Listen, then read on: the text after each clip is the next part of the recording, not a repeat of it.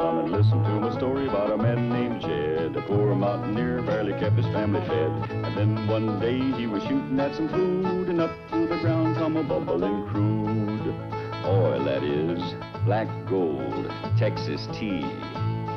Well, the first thing you know, old Jed's a millionaire. The kinfolk said, Jed, move away from there. Said, California is the place you ought to be. So they loaded up the truck and they moved to Beverly Hills, that is, swimming pools, movie stars. The Beverly Hillbillies.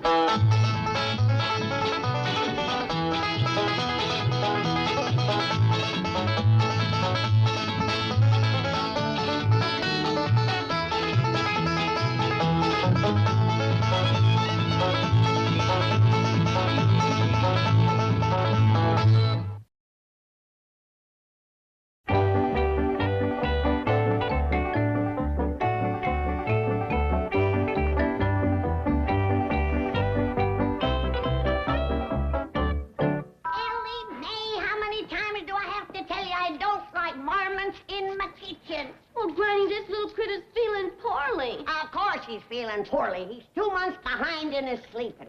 What you mean? Bears is supposed to curl up and snooze all winter. But in this crazy California, it's summer all winter. Poor little mixed-up fella. Here it is January, and look outside. What do you see?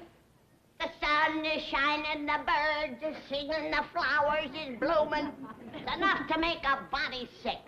We sure don't have no seasons here. Just two, wet and dry.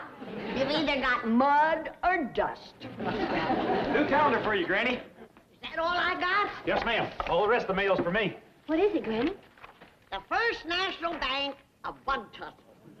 Fred James, president. That's Jesse's grandson. Jesse James's grandson was president of a bank? Yeah. It's a good thing Jesse never lived to see that. Ellie, look at this beautiful snow. Sure is pretty. Little bear, if you was back in the hills, you'd be snuggled up in the den with your mama and papa, sleeping away the winter under a fleecy blanket of this beautiful white snow. I miss it so much. Granny, you never used to like snow. Me? I never liked snow. Well, that's right.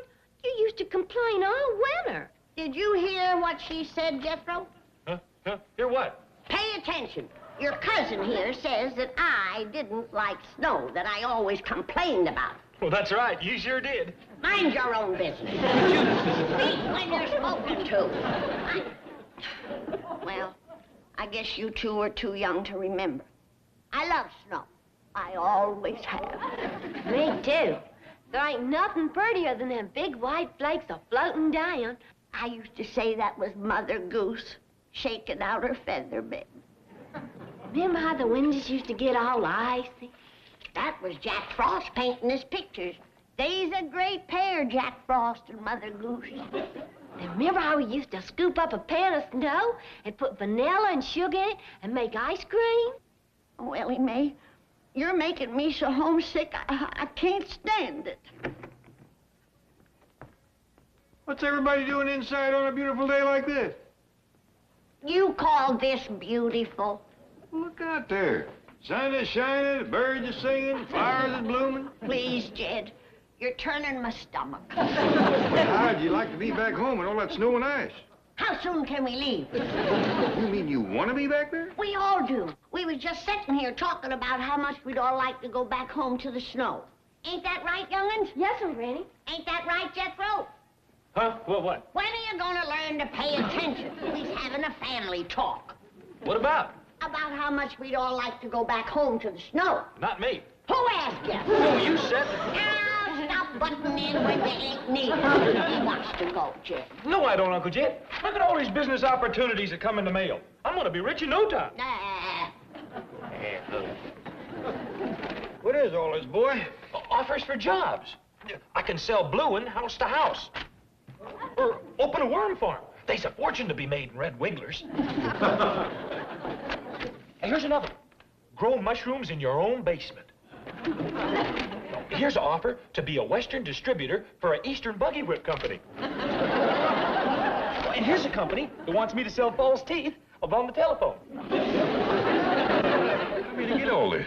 Oh, I answered the business opportunity ads in the Hog Breeders Gazette. Well, ain't it likely you'll be going in the Army Reserve pretty quick? Oh, yeah, but that's all right. I can fight during the day and sell false teeth at night. Jethro, get this clutter out of my kitchen. This table is for victuals. Good. How soon do we eat? I may never eat again. This California weather has took my appetite. Well, it ain't took mine. I'm starving. Kids, But, Granny... go eat some smog.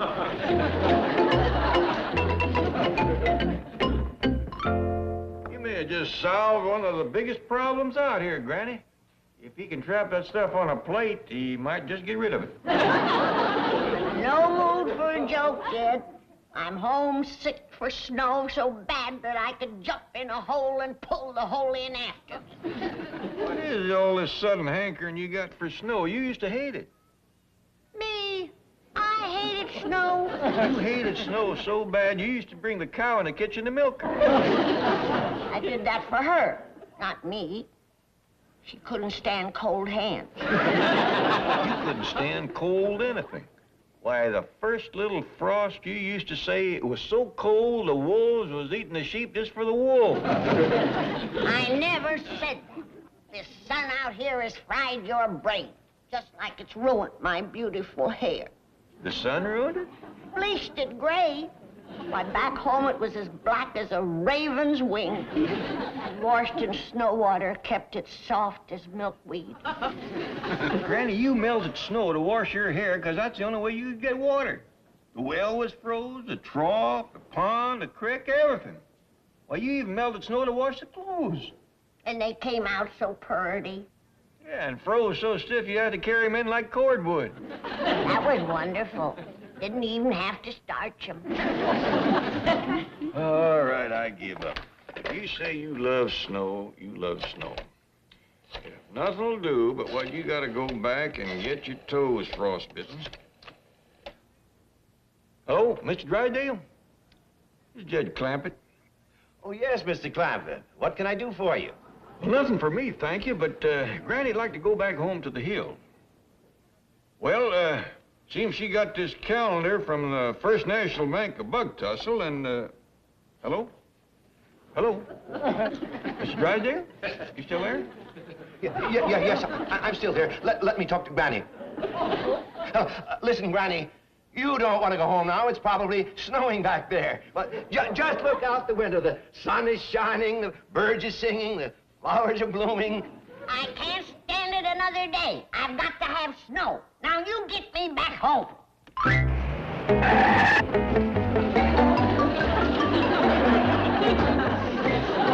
Chief, listen to reason. For the last time, I'm telling you this crazy scheme will never work. Will you swear to that? This crazy scheme will never work. No, I mean swear that this is the last time you'll tell me. Now, just remember, this tape recorder is a radio. And while Granny's listening to the special weather report, you turn the air conditioning system down as low as it'll go. They'll freeze tonight. What do you expect with 3 feet of snow? Well, come in. Come in. Thank you, Granny. Did you bring my tickets to Bug Tussle? Yes, Granny, but I hope you're packed. You'll have to leave within 15 minutes. How come? All travel has been canceled because of the big blizzard. What blizzard? You mean you haven't heard? Oh, of course not. I forgot. You don't have a shortwave radio. You see, news about emergencies is always broadcast on a special wavelength so the population doesn't panic. Now, just a few civic leaders have these. Mayors, councilmen, bank presidents. Oh. Miss Hathaway, will you turn the furnace control up as high as it can go? We don't want the Clampets to freeze in their sleep tonight. Freeze in Beverly Hills. Quickly, quickly. Attention, all civic leaders. Repeating the special weather bulletin. A blizzard is moving into Beverly Hills. 3 feet of snow is predicted with drifts reaching as high as 6 to 8 feet. We're gonna be snowbound. The storm is expected to center around Crestview Drive. That's our street. If you live in that area, do not leave your homes. Hungry wolves have been seen coming down out of the hills. That's a sure sign of a blizzard. All set, Chief. Good. Let's get out of here before the snow starts and the wolves pin us down. Yeah, and hurry. Thank you for the warning, Mr. Civic Leader. Oh, I probably saved your life. What's the matter, Miss Jane? Well, the cold weather always aggravates her rheumatism. Oh, I'll fetch him a jug. No thanks, Granny. We barely have time to make it to the rent-a-sled agency.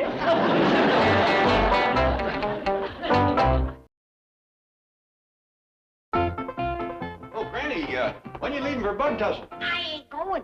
There's going to be a big blizzard hit Beverly Hills any minute. 3 foot of snow. Where'd you hear that? On the... What do you mean, where'd I hear it? I seen the sign. Ain't I been predicting the weather all my life? But 3 foot of snow in Beverly Hills. With drifts 6, 8 foot. I'm going up and close the windows so the pipes won't freeze. Freeze? It's going to be so cold the wolves will be eating the sheep just for the wool.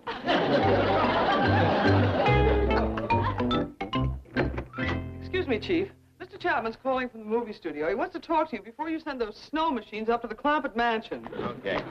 Chief, before you take this last crazy step in this mad scheme of yours, will you stop and think what can happen if something goes wrong? That's your problem. Why mine? Because if it goes wrong, I'll blame the whole thing on you. Hello, Larry.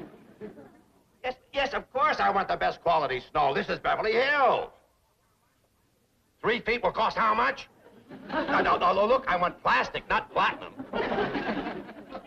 All right, make it 3 inches. Yes. Now, we'll keep them inside the house with wind machines and wolves. Yes, I want a wolf outside every door. No, Larry, not your nephew. I want the kind of wolf with big teeth, pointy ears, long hair.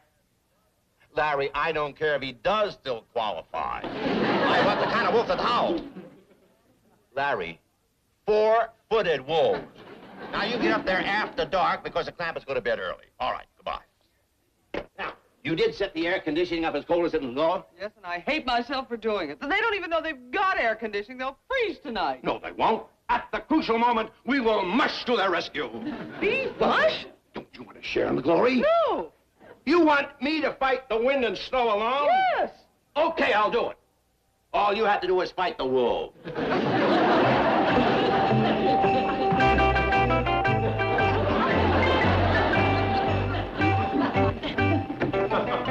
Wait for me, Pop. Can't you sleep neither, Ellie? No, sir. My room is like an icebox. Mine, too.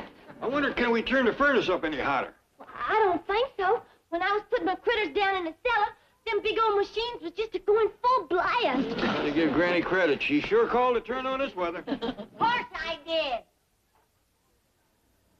I know this cold spell was coming. I seen all the signs. Wish you'd said something sooner, Granny. Jethro and me could have laid in a little firewood. Well, I'll go fetch some. No, Ellie. A hungry wolf would get you. Granny, there ain't no wolves in Beverly. That ain't no whippoorwill.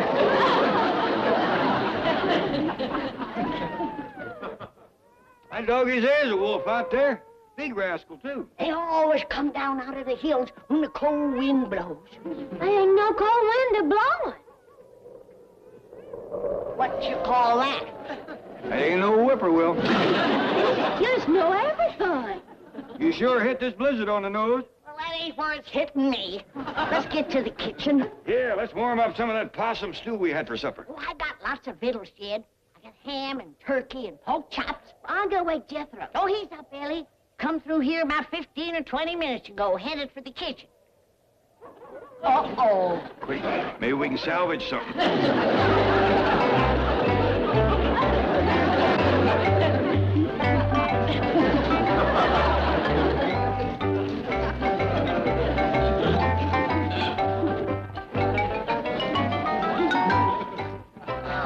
It's too late. He's already asleep in it all. Buzzard boy has struck. He didn't even leave no gristle. A locust would starve around that boy. What's that on his mouth?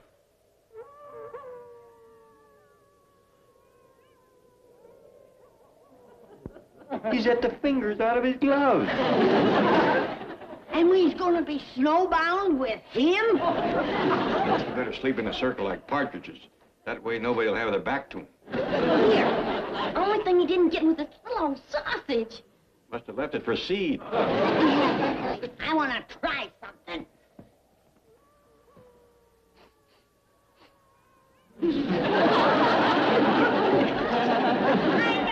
I always knowed it. He eats in his sleep. His stomach might doze off, but that's a 24-hour mouth.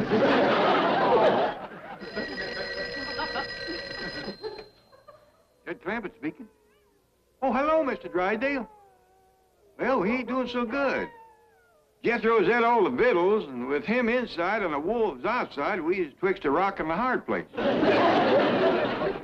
Well, that's mighty brave of you, but... well, all right. I sure do thank you. Mr. Drysdale says he's fetching over some victuals and nothing can stop him. He's coming. We saved. We saved.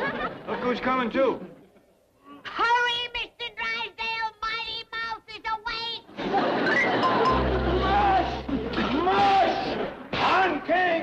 On Pierre! On White Fang! What's that, Muglock? You crack that whip one more time, and I am going to give you a neckful of white fangs. Always one complainer in the pack. You're wearing 3 layers of fur. That's another thing. It's 85 degrees out here. Wait till we get inside. It should be down to 30 in there. Now, don't forget our deal. You have my word. You help me put this over, and you'll be rolling in dough. So, Chief, there's a wolf. Oh, relax. Stop. But I see others out there. They're all stopped. What about the house? Sound effect record. Okay, boys, start the wind machine. Now, you go inside and tell the Clampetts I'm fighting a rear guard action against the wolves. I'll make my entrance in a minute.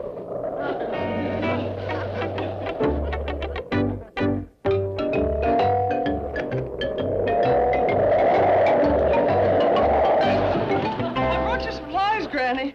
Where's Mr. Drysdale? He's out fighting off the wolf pack. There's a bunch of them out there, all right.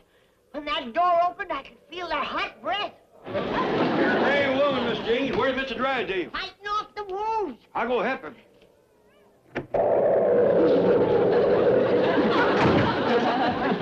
Have no fear. Milburn of the Mounties is here.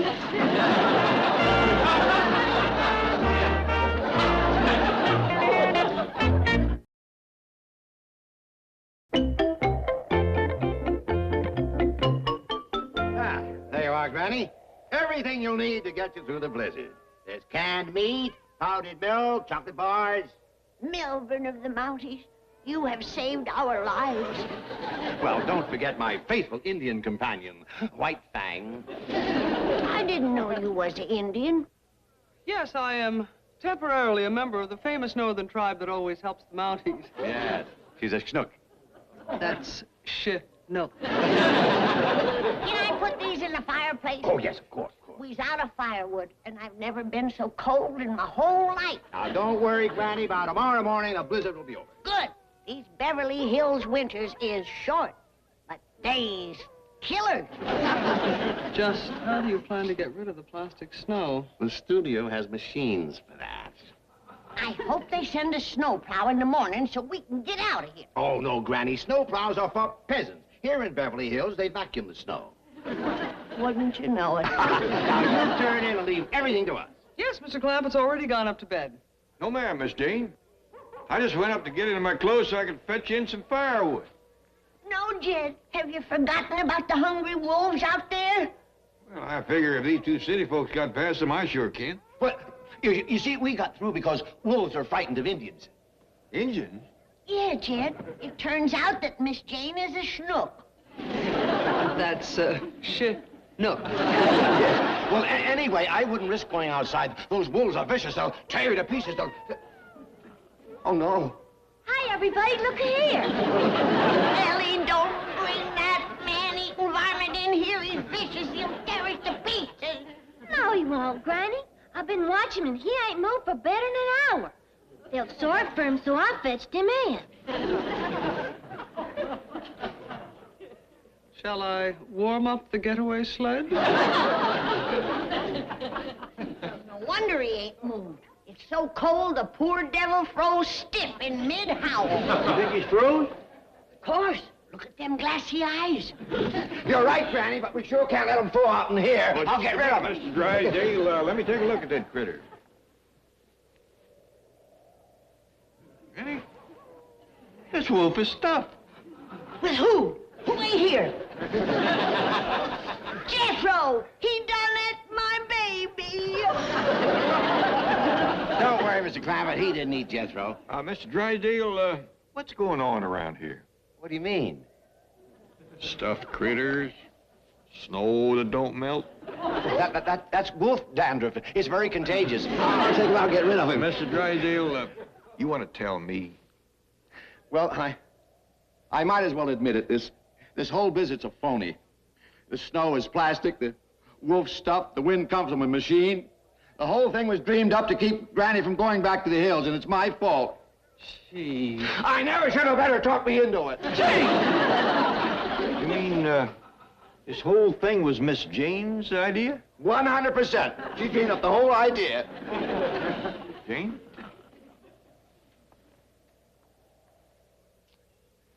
That's about the nicest thing I ever heard tell of. Huh? Going to all that trouble just to make Granny happy. Thank you. Now, wait a minute. It wasn't all her idea. Oh, that's true, Mr. Clappett. It was his idea to turn the air conditioning down so it would be cold in the house. The only part I didn't like.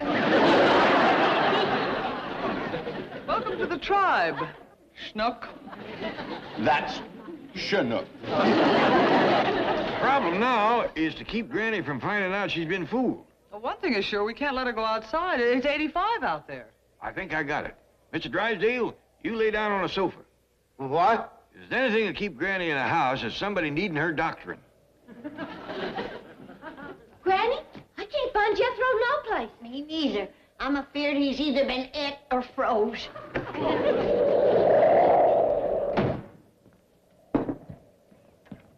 Where you been, Jethro? Huh? I say, where you been? I'm getting me some snow. I'm gonna have me some snow ice cream. Only it's so cold the walls is freezing. Now you get to bed. You're burning up with a fever. That ain't fever. It's hot outside. The thaw has set in. I'd best quick get me a pan of snow to wash my hair. How is it, Jethro? Pretty good. That ain't very cold, but it's got more body than snow back home. Let me taste it. No, you go get your own snow. I'll bring you some, Ellie. Wait a minute, Granny, where are you going? Out to get some snow to melt from my hair.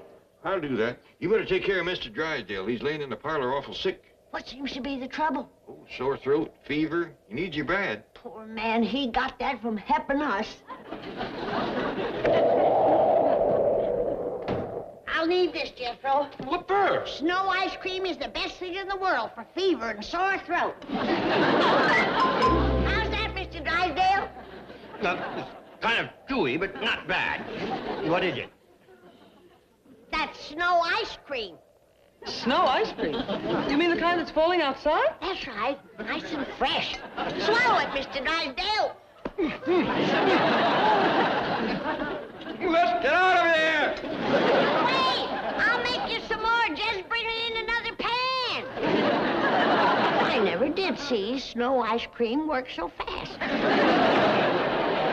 Quick, grab those traces and get me to a hospital. Just a minute, Chief. When do I start rolling in dough? The first thing tomorrow morning. Is that a promise? You'll be knee-deep in the stuff. I repossessed a bakery. Oh, that Charlie.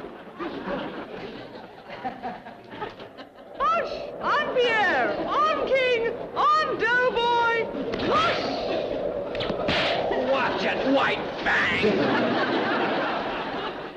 A blizzard sure brings out the brotherhood in man.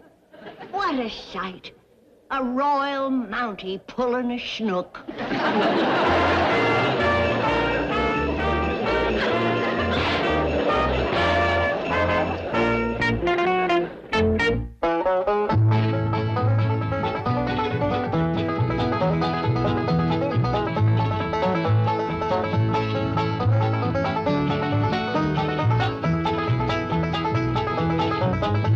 Well, now it's time to say goodbye to Jed and all his kin. They would like to thank you folks for kindly dropping in. You're all invited back next week to this locality to have a heaping helping of their hospitality. Hillbilly, that is. Set a spell. Take your shoes off. Y'all come back now. Here?